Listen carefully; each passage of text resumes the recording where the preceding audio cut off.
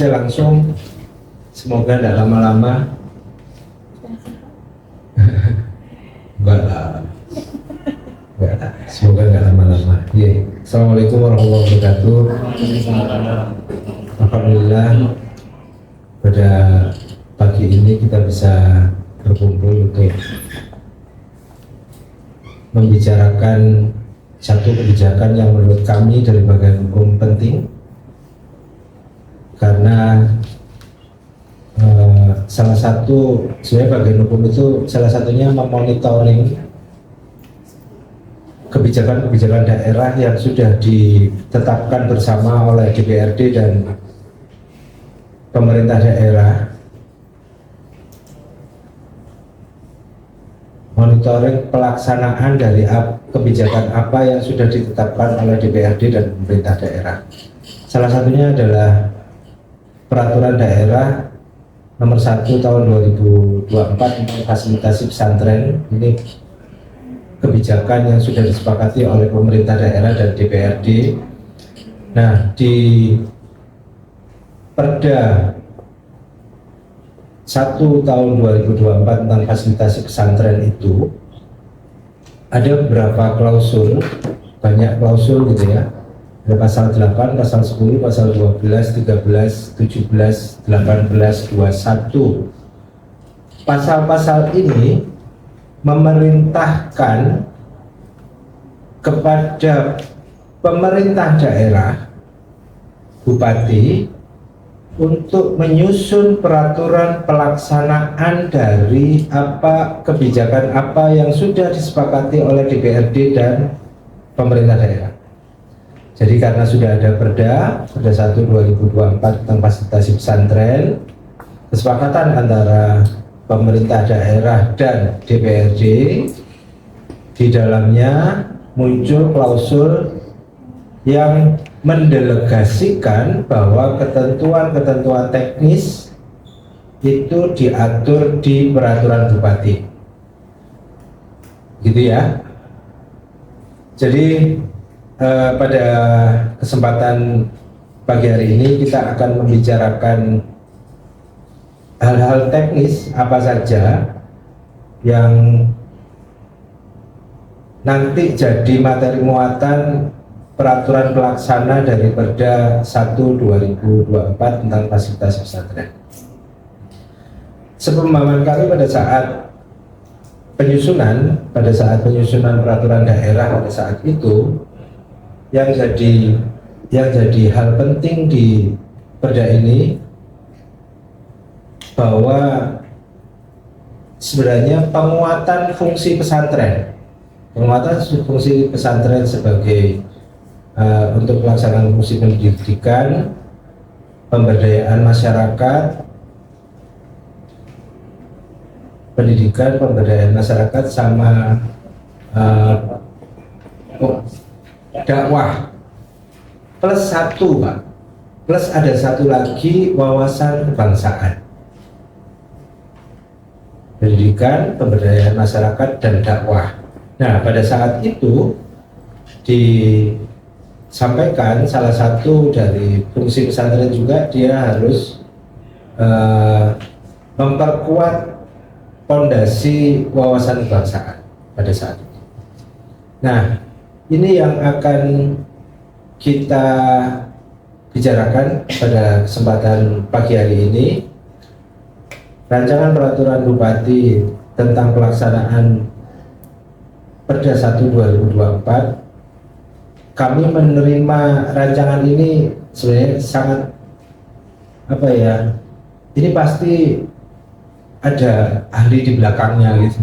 Kami yakin di belakang penyusunan ini itu pasti ada ahli di belakangnya, karena secara teknis teknik penyusunan peraturannya sudah sangat bagus.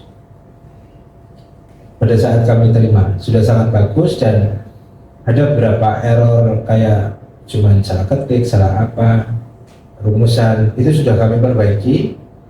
Nah, kalau memang memungkinkan, hari ini kita selesaikan kita sepakati selesaikan untuk ini jadi rancangan peraturan bupati yang akan kita sampaikan ke bupati untuk ditandatangani. Begitu ya. Sebelum kita mulai pembahasan, kita sharing aja, kita sharing terhadap materi-materi yang ada di dalam ini. Semoga sudah sebelum rapat sudah baca semua ya. Duh, lah ini pengusulnya kok nyampaikan seperti itu. Pengusulnya dari Kesra sebenarnya kami mohon untuk bisa menjelaskan dulu. Ikut rapat kan Pak Kapok, Pak. Oh gitu. Iya. Iya. Oke. Ya, Bapak. Saya nanya aja lah. Pergub ini disusun sama teman-teman Kesra sendiri atau ada penyusunnya? Ada penyusunnya, Mas. Ya. Berarti naskah kajiannya ada ya? Oke. Ada naskah. Mila terima naskah kajiannya? Oh, tidak terima. Nanti diminta lah. Kalau enggak, ya kita Pak Rusdi ya. Nanti kita minta aja ke Pak Rusdi ya. Soalnya beliau kalau bikin pasti ada kajiannya. Oke.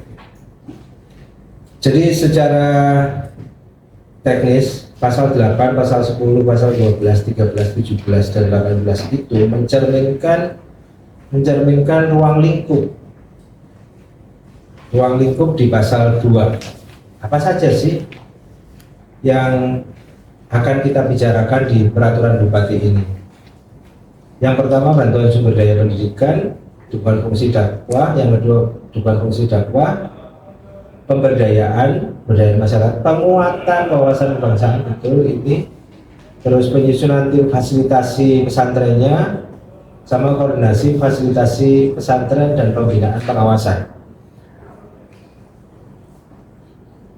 Sebelum masuk ke detail-detailnya, kira-kira ada ruang lingkup lain tidak yang kurang? Pak mau dicek, jenengan dari oh mana? Ya. Betul, sudah datang Pak. Mohon izin, mohon maaf. Siapa saja yang kami undang di sini itu sebenarnya request dari rekan-rekan Kesra. List yang kami undang adalah list yang kami terima dari rekan-rekan Kesra, Pak. Ada kira-kira ruang lingkup yang bisa kita tambahkan? Terkait tes saya ini kan untuk kegiatan kita di 2020 itu kan di Ponpes nanti masuk di kegiatan kami ya Pak ya. Terkait itu kan pembinaan untuk Ponpes, kita kolaborasi dengan bagian-bagian seperti kayak di apa Pak, Dinkes, kita kerjasama nanti ke Dinkes, masalah pembinaan ini Pak. Kegiatan ini masuk ke pembinaan ke pondok-pondok pesantren. Artinya kan kita nantinya kolaborasi dengan OPD lain Pak ya. Kayak KBPP, terus Dinkes tentang kesehatan, terus BNN tentang AIDS atau narkoba Pak. Ya itu di sini kan terkait itu kan kayaknya OPD yang terkait apa harus dimasukkan atau gimana? Kayaknya enggak ada. Oke, kita terkait pembinaannya itu. Oke, nanti kita masukkan materi muatannya kalau memang memungkinkan.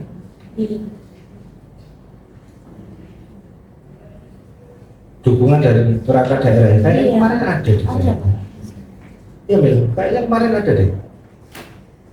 Dukungan dari perangkat daerah. Oh masuk tim ya. Ada juga dukungan yang dapat kerjasama dengan ya ketiga. Ada beberapa kerjasama, kalau kerjasama dengan perangkat daerah seperti 3 13 ayat 1 huruf B juga kan ada beberapa kan. Ya, sing barang itu orang tengah tadi.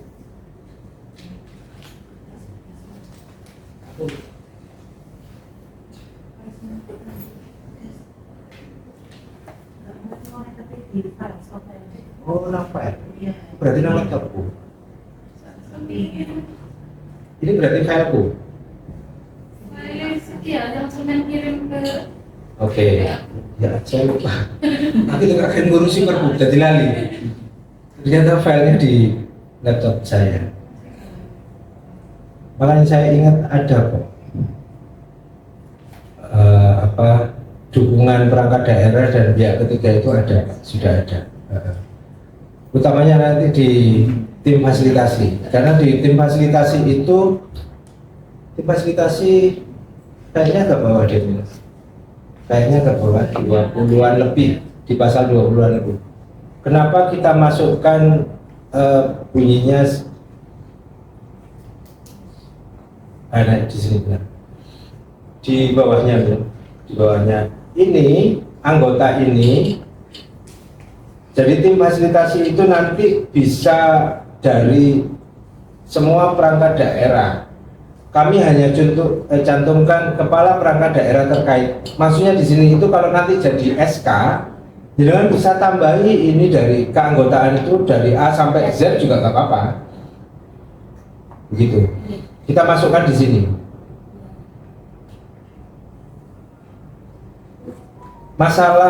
Masalah nanti intervensi pelaksanaan kegiatannya tinggal dengan aja yang kontrol. Karena tidak ada yang lain. Jadi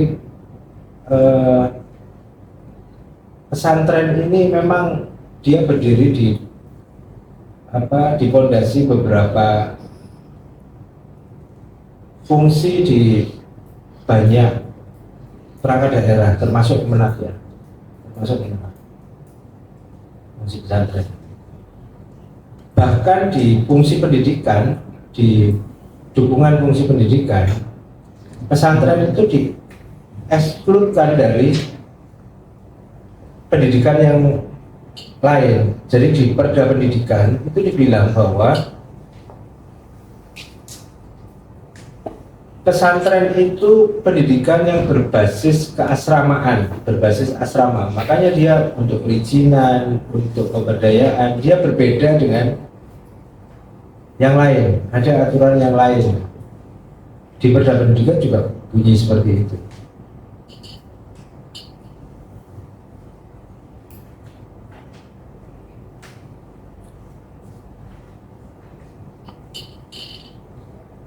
Oke, Kesra, kira-kira di fungsi pendidikan sebenarnya pesantren ini mau diapain sih? Ya, kalau kemarin Pak Kapol sampaikan itu ya kemarin untuk pembinaannya Pak, di pembinaannya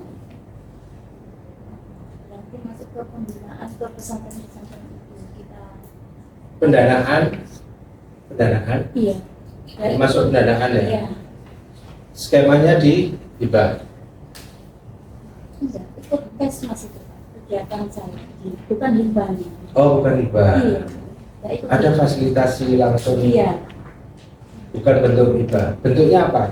kemarin itu kan di kegiatan saya itu Pak ada tentang UKS, senam UKS. Nah itu nanti senam UKS itu dijadikan dua Pak, anggarannya dibagi untuk di UKS sama pembinaan. Tapi apa anggarannya? Enggak, ya berarti bisa ya Pak. Kalau hibah itu melalui Diklat. Iya. Harapan Presiden. Oh, kalau tapi ada ya. Enggak, maksudnya Selama ini belum meskipun ada di Esra itu. enggak, meskipun di desa tidak ada, tapi di pemerintah daerah kan kasih ya itu ya. Kasih. Melalui Diklat. Iya, iya. Iya. Melalui dinas pendidikan Iya. kan. Ya berarti sudah ada. Itu syarat kelas ya. Kalau SDM, sumber daya pendidikan, Lalu yang ini Kemenak itu SDN. Iya. mau nggak Pak? Tidak apa-apa. Langsung aja kita langsung Pak.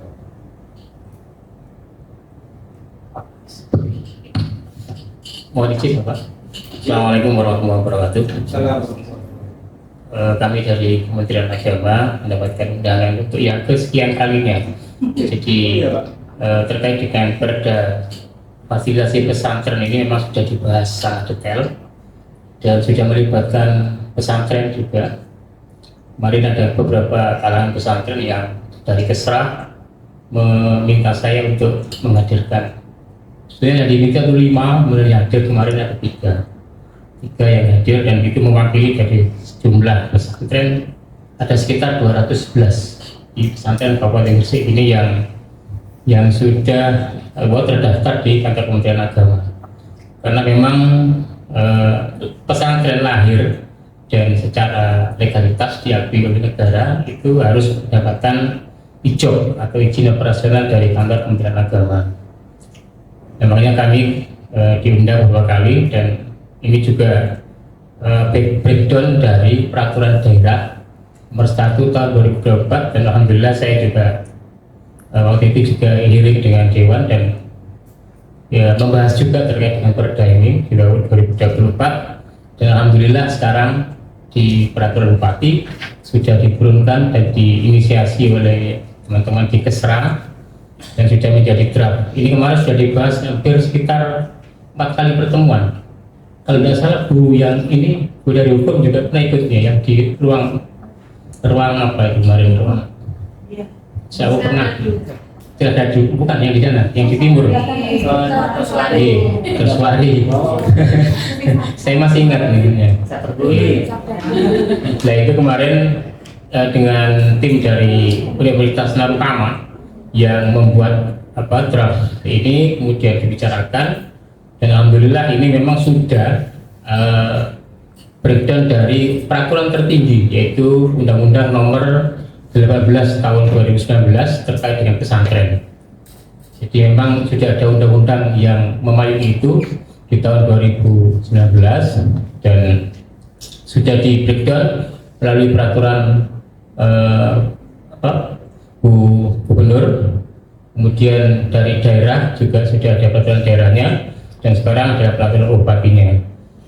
Ini sudah, saya rasa sudah final, artinya sudah dibahas dari semua OPD waktu itu. Terakhir di ruang Sabar Pungli, Sabar Pungli itu juga kemarin ada dari Dinas Pendidikan, ada dari Dinas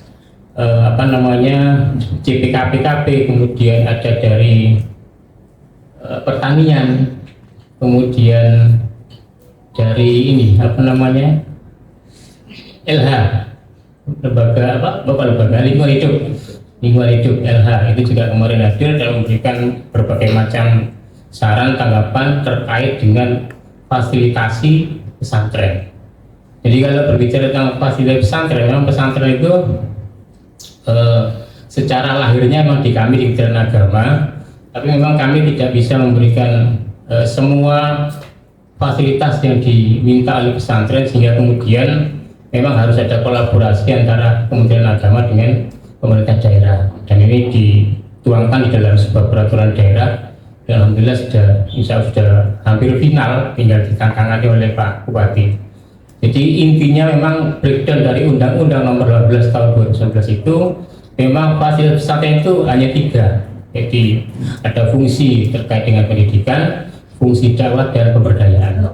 Jadi cuma 3 itu. Tapi kalau kemudian ditambah dengan fungsi ketahanan bangsa, penguatan wawasan kebangsaan, itu kan ranahnya Kesbang ya Pak.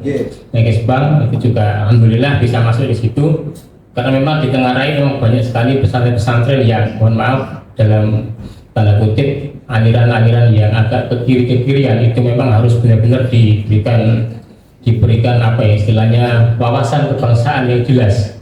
Jadi di kami di Kementerian Agama itu menemukan ada beberapa memang khususnya di wilayah Gresik, wilayah sebelah utara, itu memang banyak sekali pesantren-pesantren yang tidak mau berafiliasi dengan ormas yang sudah ada di Indonesia. Jadi untuk izin operasional pesantren itu di kami di Kementerian Agama itu memang ada wajib berafiliasi.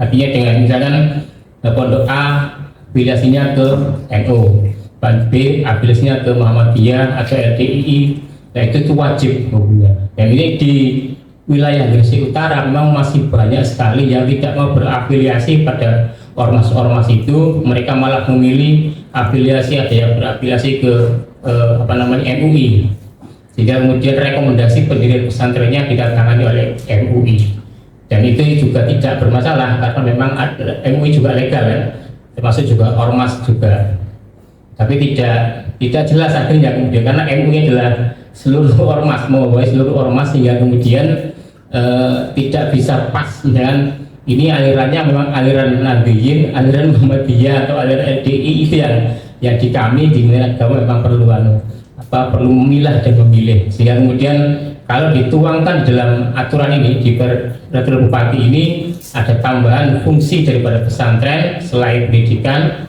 dakwah, pemberdayaan dan wawasan kebangsaan, penguatan wawasan kebangsaan, ini saya sangat mendukung sekali. Jadi mungkin itu Pak yang bisa kami sampaikan. Jadi yang jelas bahwa insya Allah ini sudah dibahas secara detail. Ini kalau kita bahas di sini lagi mungkin ya tidak akan selesai. Tapi insya Allah draftnya sudah bagus dan kemarin beberapa kali sudah dibahas. Mungkin itu, terima kasih. Assalamualaikum warahmatullahi wabarakatuh. Waalaikumsalam warahmatullahi wabarakatuh. Lega saya kan jadi lega gitu kalau sudah ada mohon izin saya memang pernah mendispo staf saya untuk ikut gitu, cuman saya tidak ingat berapa kali makanya saya sampaikan di awal sekali tadi itu bahwa saya itu terima draft ini sangat senang karena terlihat bahwa draft ini sudah sangat bagus gitu. Meskipun ada minor kekeliruan tapi sangat minor gitu, bukan yang esensi banget gitu. Intinya secara teknik, secara materi muatan sudah sangat rigid, sangat bagus, dan memang benar-benar sudah mencerminkan bahwa dia adalah delegasi dari Perda 1 2024 begitu. Dia adalah delegasi dari Perda 1 2024. Dia itu perintah Perhub ini nanti muncul, perintahnya siapa? Bupati punya kewenangan apa membuat peraturan bupati ini? Itu sudah clear bahwa ini adalah perintah dari peraturan daerah, makanya muncul. Jadi baik kewenangan dia sudah sah. Nah, apalagi dengan sampaikan bahwa ini sudah sangat detail dibahas sebelumnya,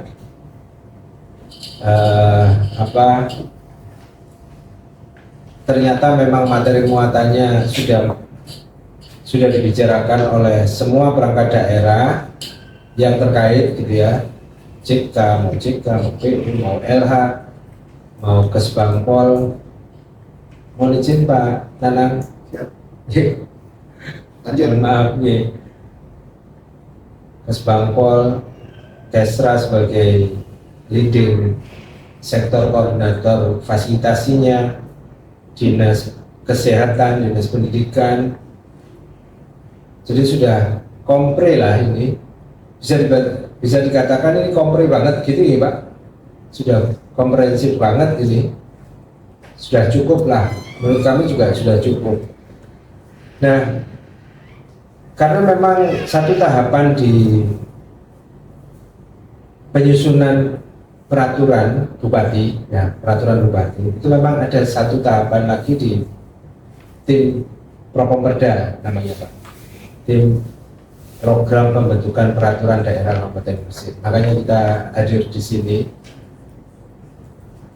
Intinya kita ingin memastikan, kita ingin menyepakati bahwa memang rancangan peraturan bupati ini sudah layak kita rekomendasikan untuk kita sajikan ke kepala daerah untuk bisa disahkan seperti itu. Dan tidak banyak sebenarnya perangkat daerah yang di penyusunan pada saat proses penyusunan sebelum masuk ke bagian hukum sebagus ini, tidak banyak yang sebagus ini. Makanya saya tadi bilang meskipun ada ya itu tadi ada perubahan-perubahan minor yang sudah kami lakukan revisinya. Berarti kan tidak bisa lama-lama gitu kan. Pak Nanang mohon izin, kami apa, sebenarnya ini sudah sering ternyata sudah sering dibicarakan gitu ya Pak. Makanya bagian hukum menerima draft ini menurut kami sudah sangat bagus, dan itu juga sudah kami revisi lagi, sudah kami koreksi, revisi. Artinya kalau memang menurut peserta rapat clear, ya sudah kita sajikan ke Pak Bupati ini rancangannya. Tadi yang disampaikan Bapak dari Kemenak tadi itu bahwa fungsi pesantren itu ada 3, fungsi pendukung fungsi dakwah, pendidikan, dan pemberdayaan. Dan satu lagi Pak Nanang, bahwa pesantren itu pada saat penyusunan perdanya dulu tahun 2024 dulu itu muncul satu bab khusus tentang satu bab subbagian khusus tentang penguatan wawasan kebangsaan di pesantren di Perda, waktu itu di Perda. Nah ini di peraturan bupatinya terlihat di bab 5 pasal 20 ini Pak Nanang. Mumpung Pak Nanang datang kan, jadi kami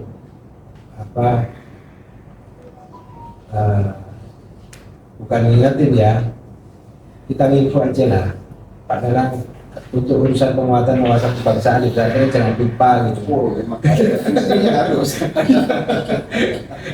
Karena memang ini jadi bis fungsinya Kesbangpol.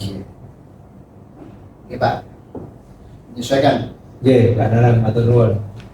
Dan jadi mantap ini teman-teman Kesra kan jadi mantap kalau Pak Nanang sendiri sudah menyampaikan seperti itu. Ada yang lain? Mohon izin peserta rapat. Kalau tidak, saya bisa akhiri. Betul ya? Saya sudah ganggu waktunya gitu. Karena memang ini kewajiban kami di bagian hukum selaku sekretaris tim Propemberda. Yes, aku sekretaris ya. Kami sekretaris, kalau depan. Iya. Tahun depan saya dilengser sama staf saya. Saya jadi anggota.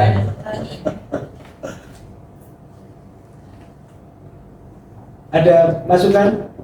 Wagner Dian Pramono. Ini rekan saya SMP. Berarti ulang tahun saya ini. Oh iya. Ulang hari. Teman satu sekolah saya ini, Mas Wagner Dian Pramono. Cukup? Kesra, wes mantap. Mantap. Mantap menurut Bung. Semua perangkat daerah kami harapkan yang hadir di sini memahami ada kebijakan daerah tentang fasilitasi pemerintah daerah kepada pesantren. Nah, ini tugas dari perangkat daerah agar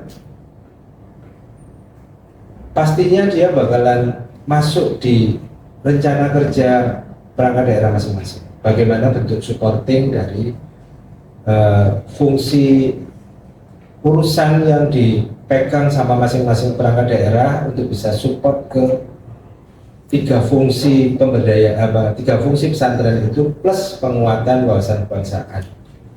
Gitu ya. Oke. Alhamdulillah cukup singkat, padat. Semoga dengan pembahasan yang cukup singkat ini tidak mengurangi makna materi muatan yang harus kita cantumkan di Perbup ini. Semoga nanti Perbup yang insya Allah nanti akan berlaku bisa bermanfaat untuk pesantren. Saya santri, asli santri saya. Asli santri saya 5 tahun. Semoga bisa bermanfaat untuk pesantren, bermanfaat untuk bangsa, negara, dan agama, bermanfaat untuk kita semua. Pada akhirnya, wassalamualaikum warahmatullahi wabarakatuh. Waalaikumsalam warahmatullahi wabarakatuh.